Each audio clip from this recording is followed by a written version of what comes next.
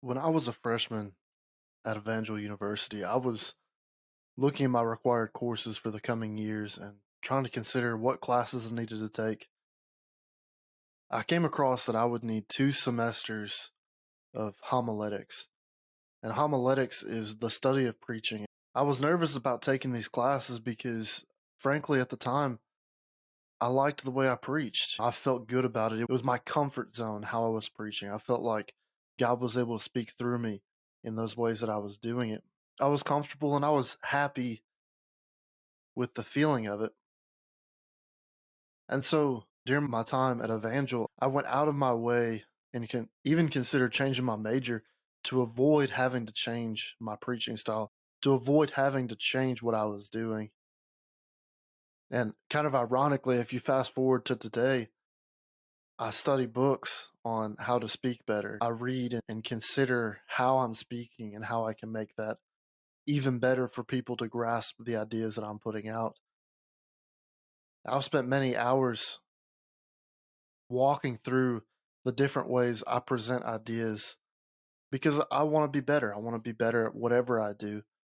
But whenever I was in college, I thought I was good enough and I refused to grow in my speaking. And it's just kind of ironic because as you learn and grow in life, you find out that there's always room for growth. There's always room to be better. And throughout my life, that's one of the things that I've found out is that the best thing that I can do for me, my family, and every person that I come in contact with is to be a learner and be a person that is trying to grow and trying to improve themselves.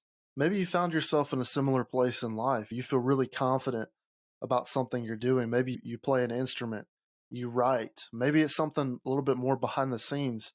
Maybe you create content. You're a graphic designer. You do these different things that are behind the scenes, but you really feel good at what you're doing. And so sometimes you close yourself off to outside opinion. And I understand totally where you're coming from. And so I just want to consider today, what does it mean to be a lifelong learner?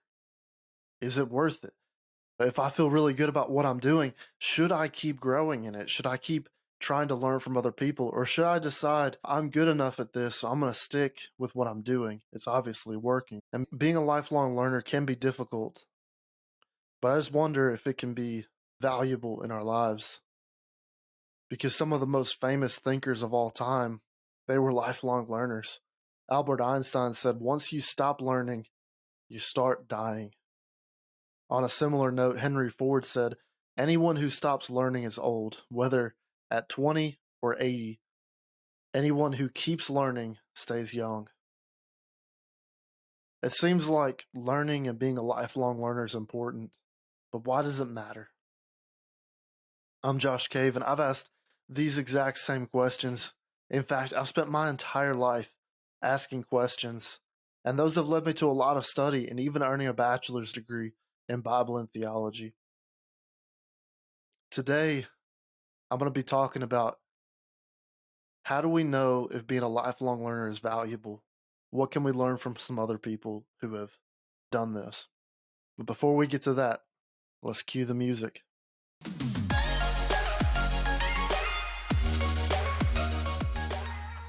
Welcome to the AfterYouth Podcast, where we answer the most challenging questions asked by every Christian young adult. Let's dive in. Yeah, this topic is a little bit different than some of the things that we've talked about before. A lot of times we stick with a lot of theological ideas, questions about church and the Bible, and I love those. So this one's a little bit different, but really this concept is important to me. And so I hope that you guys will strap into this and just come along for the ride with me. Because I think developing the mindset of being a lifelong learner, it can change your life. It can change how you view the world around you. And I believe that it can increase your potential for who you can be and what God can use you for. I want to share a quick story from my own life. I want to illustrate how I've tried to learn in my life, how I've tried to use events and different things to help me grow as a person. I've talked about the work that I do now is mechanic work. When I started, I literally knew nothing about it. I started working around motorcycle shops at 15 years old. and they had me sweeping floors in the warehouse. And I wasn't able to do much more. Whenever I started, I didn't even know how to crank and drive a four wheeler, and which is crazy to imagine now. But whenever I was 15, I swept the floors, and I tried to do a good job with it, the best you can with sweeping floors. But I ended up moving into assembly, and I started putting together four wheelers and side by sides that came in on the crates. And I enjoyed that a lot. I worked at that for about a year. And I tried to improve. I tried to get better at what I was doing, figure out ways that I could be a little bit faster, be a little more precise in what I was doing. And I tried to learn from other people. Some people were really good at it, some people were not so good, but everybody could teach me something. So I did assembly for about a year, and then I ended up moving and going into parts. And I worked in parts for a long time. That's really where I began trying to learn as much as I could. I wanted to be the best parts person I could be. I wanted to be the best person that they had in the building doing it. So I memorized part numbers. I studied how to find parts. I developed systems to make myself more efficient. I spent a lot of time doing small things, trying to grow and trying to be better. And I believe that helped me a lot. I wasn't perfect. I'm not saying that. There were times where I was not efficient. There were times that I didn't focus like I should have. But I tried to be the best that I could, and I ended up learning a lot through that, and I knew a lot about it. And so, whenever an opportunity came up to become a technician, to move from parts to being a mechanic, I jumped at it because it was another opportunity to learn. We all know people that have great mechanical ability, like they can pick up a wrench and they can look at anything and fix it.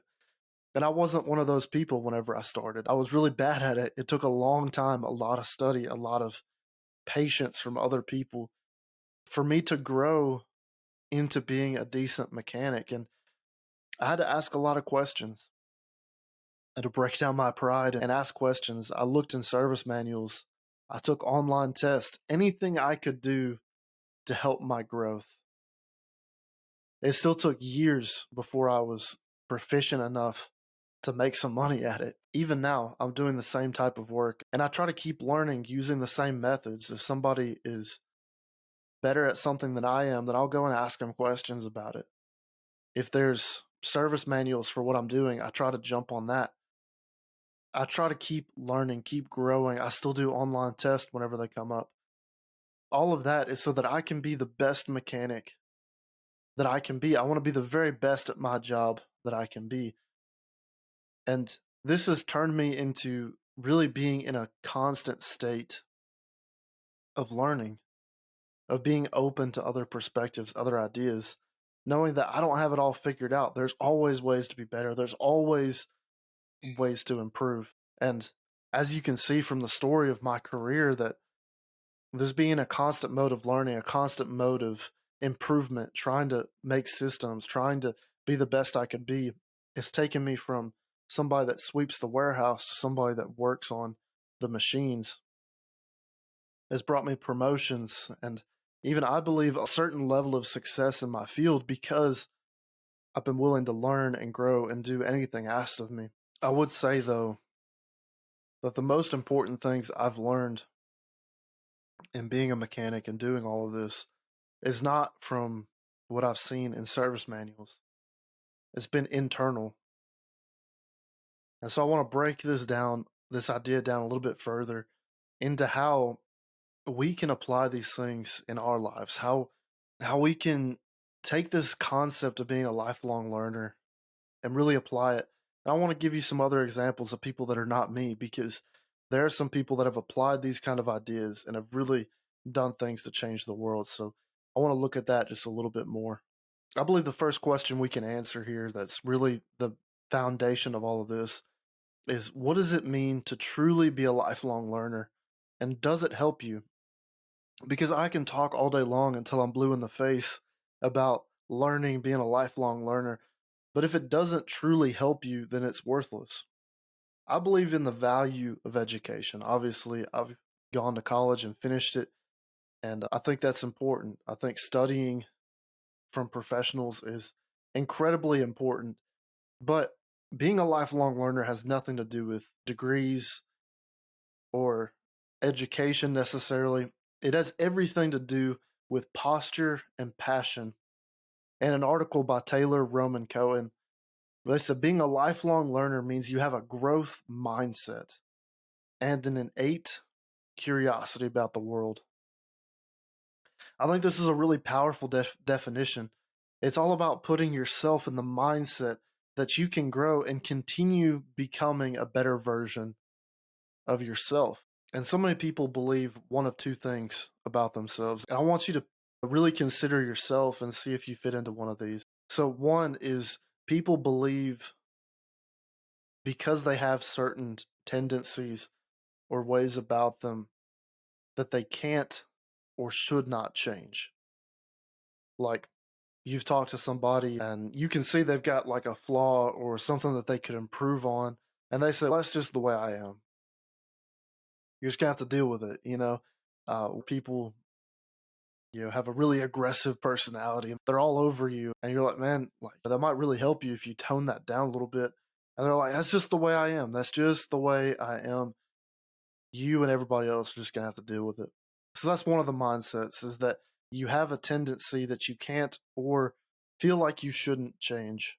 The other option is to take a passive mindset. And this way you're kind of hands off. It's not that you can't or shouldn't change it. You just don't really have the motivation to.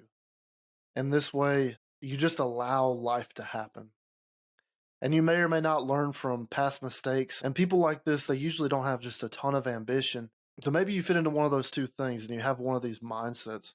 And either way, that's okay. That's a starting point. Let's consider that and let's truly believe, because I believe being a lifelong learner, it releases those mindsets and it takes you into a place where you believe you can grow. And I talk about all this and it really means something to me because I believe that God has an incredible version of you that you can develop to.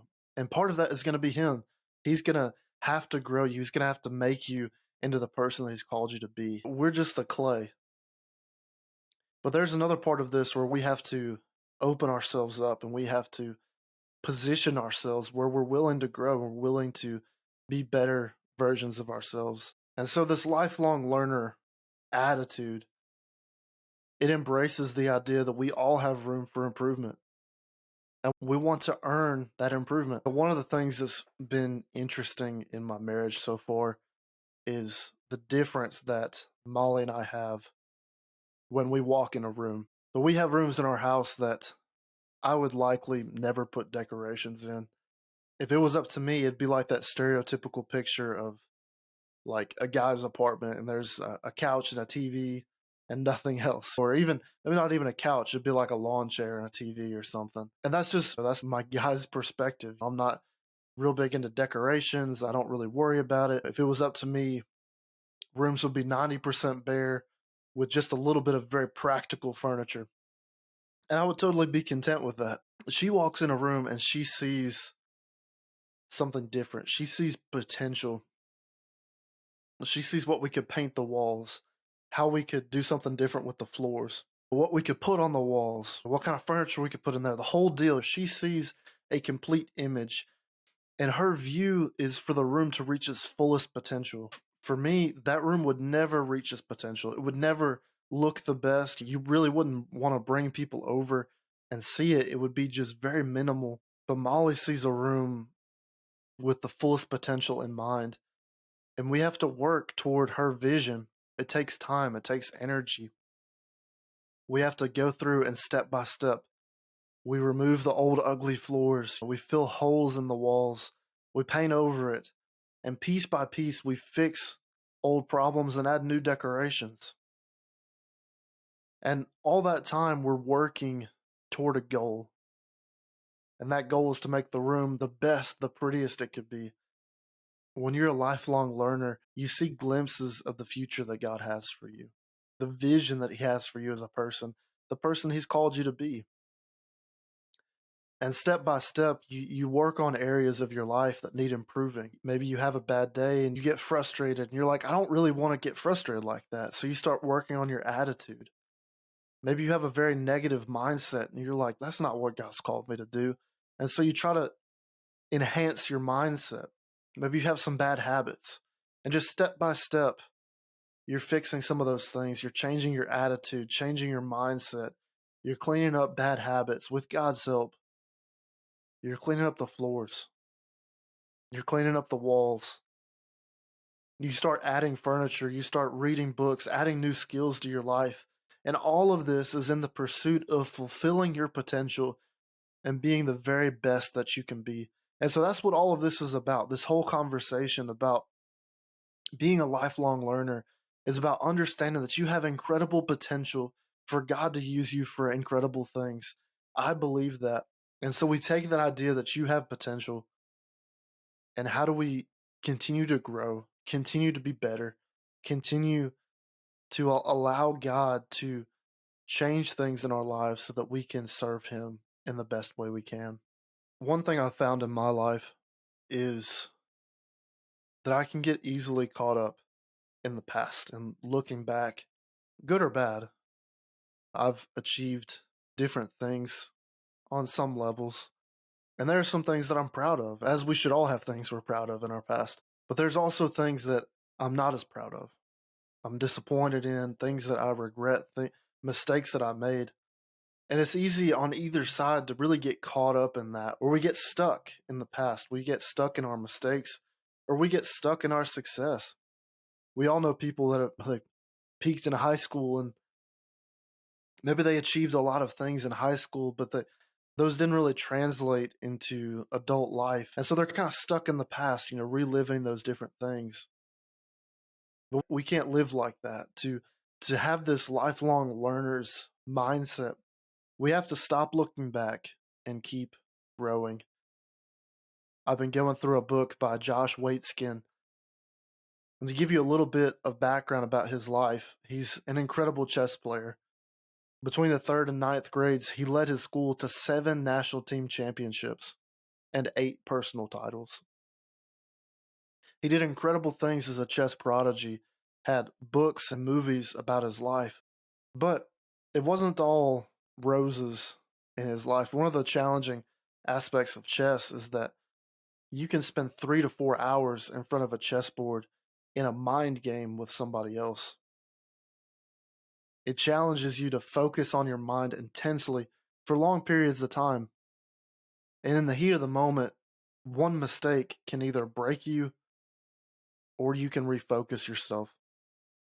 Josh states in his book, one idea I taught was importance of regaining presence and clarity of mind after making a serious error.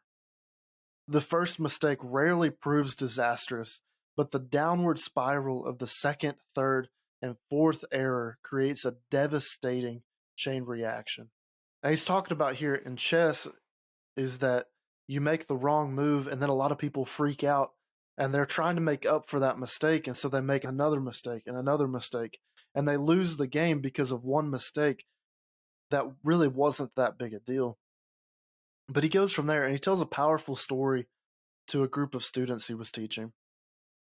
In this story, he was standing in the middle of Manhattan, heading to a school, and on his way, he noticed a woman that was just a few feet in front of him.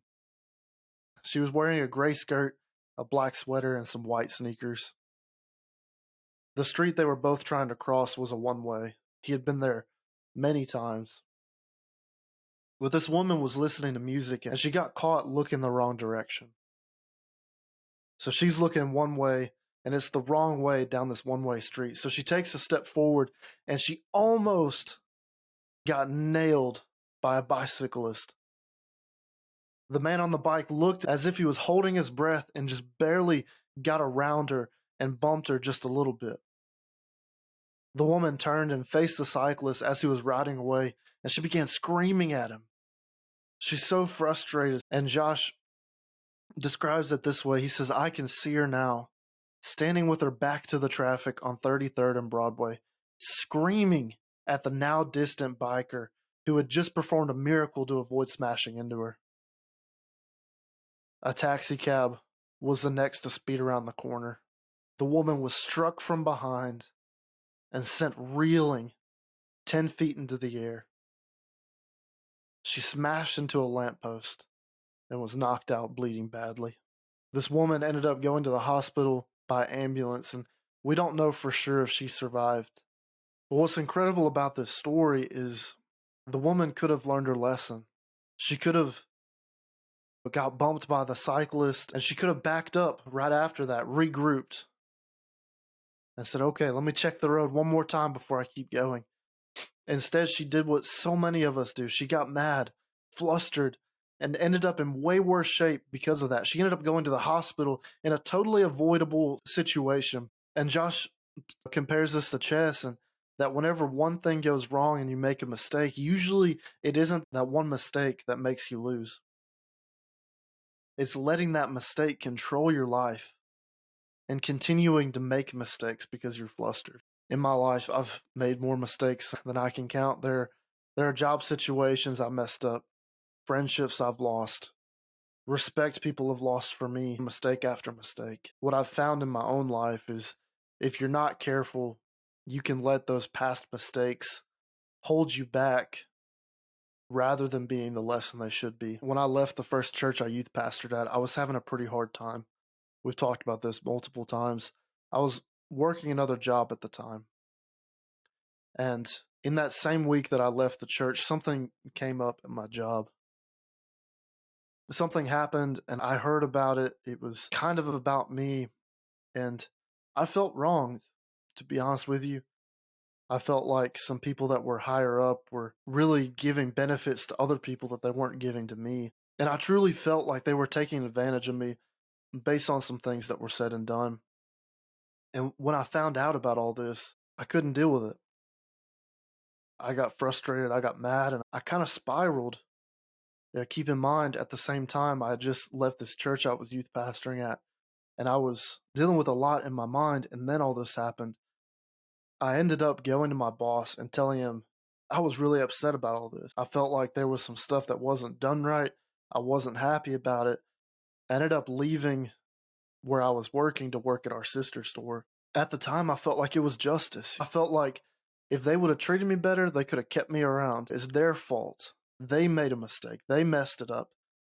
I'll be honest, though, as I look back, and as I've looked back many times, it ended up being more of a punishment for me than it was for them. When I look back on my life, it's one of my biggest regrets because I made a rash decision when I was already emotionally devastated. I was already in a bad place emotionally, and then it just got worse progressively.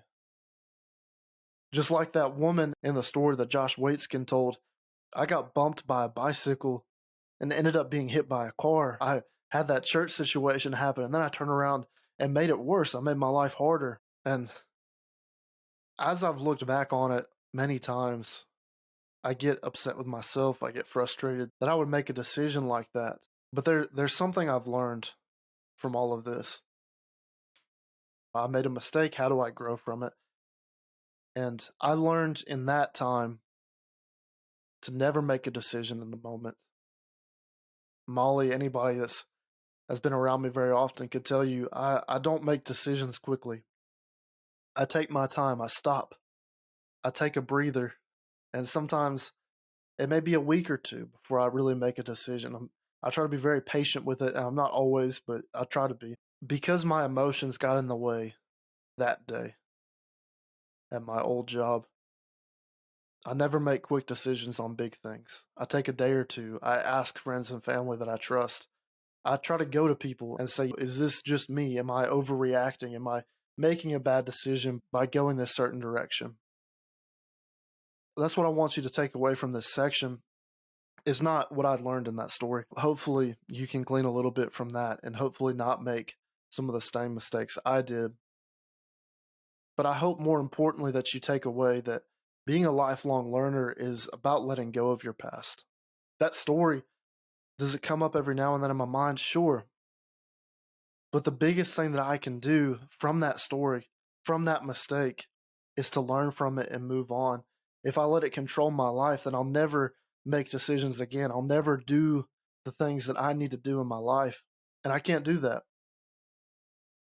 The best thing I can do with a mistake is to learn from them and move on and be better tomorrow. everything can be learned from. The greatest wins are great, but we learn the most in the losses. So you might be asking, all of that's great. How do I do that? How do I become a lifelong learner? And so I want to give you 3 habits on how to become and continue to be a lifelong learner. The first one is consider yourself. The first way that we become a lifelong learner, and the most important, I believe, is looking in the mirror. What are you good at? What do you like doing? What are your strengths? Your weaknesses? One of the most important questions to me is, what do you want to be good at? And maybe you've never asked yourself that question, because there are things I'm naturally good at. There are things that I like doing, but there are some things that I want to be good at. I want to be better. I want that to be a strength of mine. And so I lean into it. I try to be better. Even as I do this podcast now, I look for ways that I can improve. There are ways that I can learn to speak better, share better stories, research more efficiently. And so I love speaking, but to be great at it, I have to grow. I have to be better. But to be great at it, I read books, I study, I try to improve my ability to do it. And if you're working, maybe just in a retail job, maybe it's not the career that you're hoping for, consider what you enjoy about it. Do you like talking to customers, organizing people, organizing everything else? If you like talking and selling to customers, you start finding resources to learn how to do it better. Read books on salesmanship, how to be better at what you're doing, or talk to somebody that does it better than you do. If there's somebody in the store that maybe sells a product better than you do, talk to them about it. Watch how they do it. Try to see what they do and glean some ideas from it. But whatever you like, dislike, or want to be, consider it. And then grow and learn about yourself. Take that look in the mirror. Say, how can I improve? The second habit is to take advantage of your time. Henry Ford said, "It's been my observation that most successful people get ahead during the time other people waste." In one of his books, John Maxwell shares this quote from Henry Ford when he's talking about being a continual learner. John Maxwell flies all over the world and speaks to thousands and thousands of people.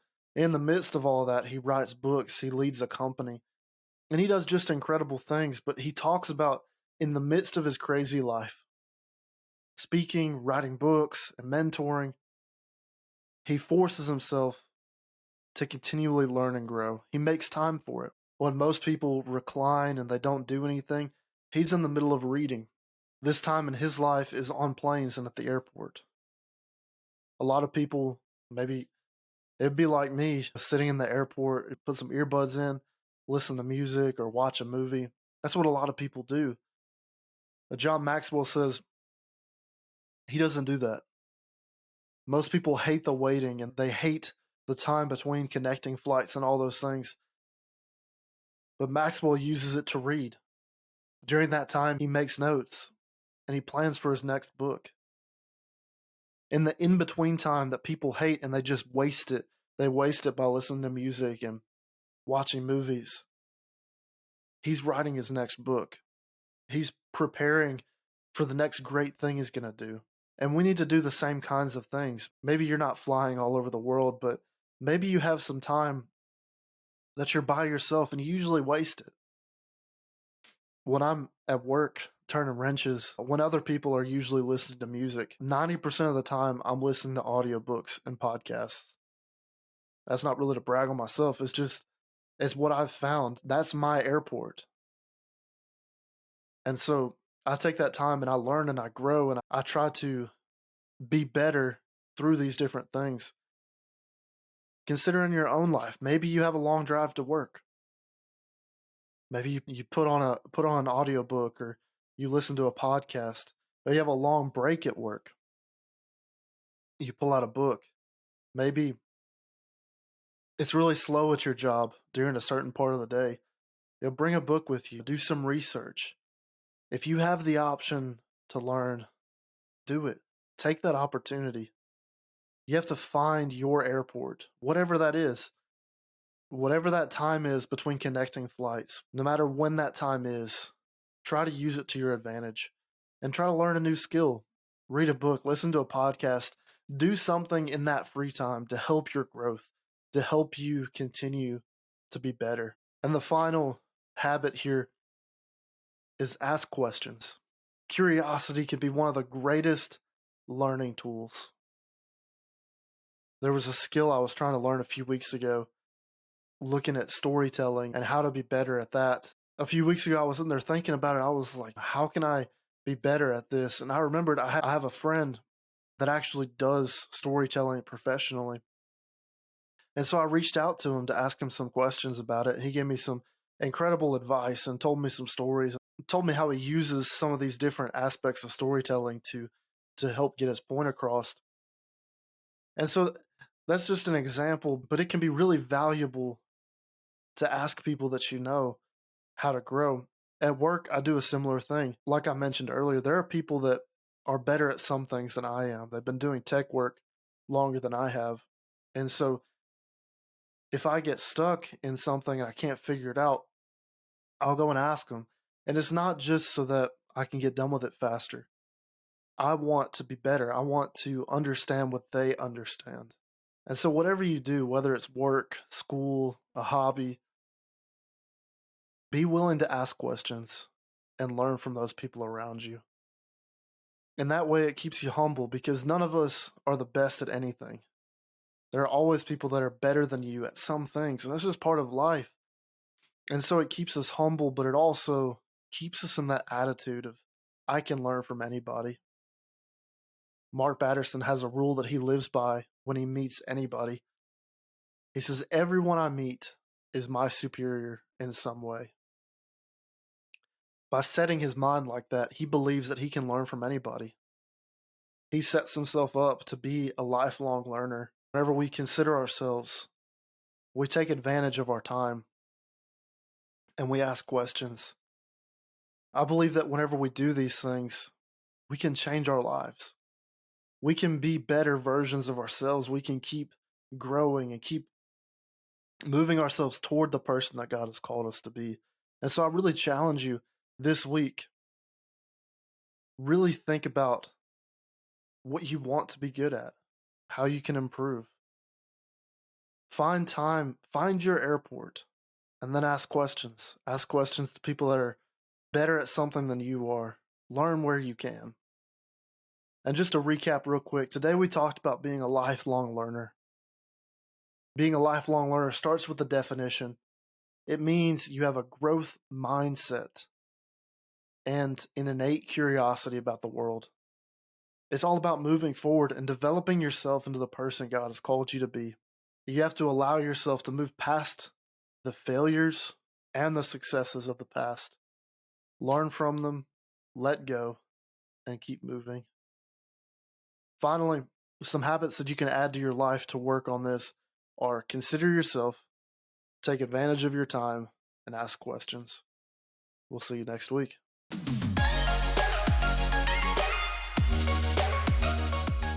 Thank you so much for listening to this episode. To keep up with everything we have going on and get updates, follow us on social media. You can find us on Facebook at the AfterYouth Podcast, or on Instagram and Twitter at AfterYouthPod. If you enjoy the content we put out, consider giving us a 5-star review on Apple Podcast or Spotify.